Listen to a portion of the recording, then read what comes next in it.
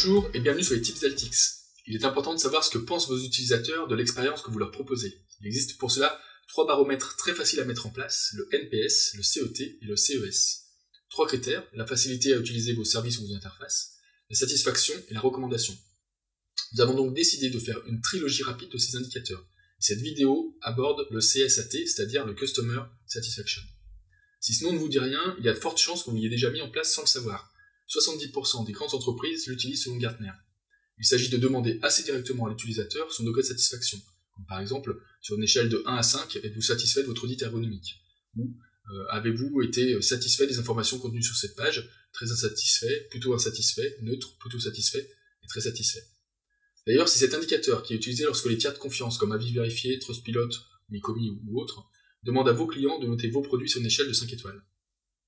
Il s'agit d'un indicateur qui demande peu d'efforts aux utilisateurs. Alors bien sûr, l'intérêt n'est pas de constater uniquement quelle note nous donnent nos utilisateurs, il faut systématiquement observer la tendance. Quelle que soit la note, l'objectif est de progresser. Alors, il faut récupérer les commentaires, bien sûr, les verbatims vous permettront de comprendre vos utilisateurs et donc d'identifier les axes d'optimisation. Il est de plus en plus important de suivre la satisfaction de vos utilisateurs et surtout l'insatisfaction. N'attendez pas de lire sur les forums ou sur les réseaux sociaux qui critiquent votre marque. Il s'agit maintenant, plus que jamais, d'être à l'affût de votre e-réputation.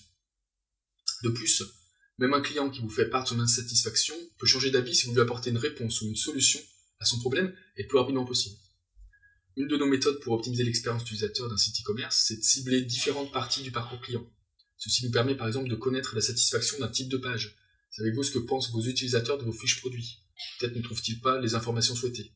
En tout cas, c'est une piste parmi tant d'autres pour optimiser votre taux de conversion. Toutefois, il faut noter 2 limites principales au CSAT. Alors, il y a d'abord le fait que les utilisateurs donnent une note globale. Il est rare que l'utilisateur détaille de lui-même l'expérience. Il donne souvent le point principal de satisfaction ou d'insatisfaction.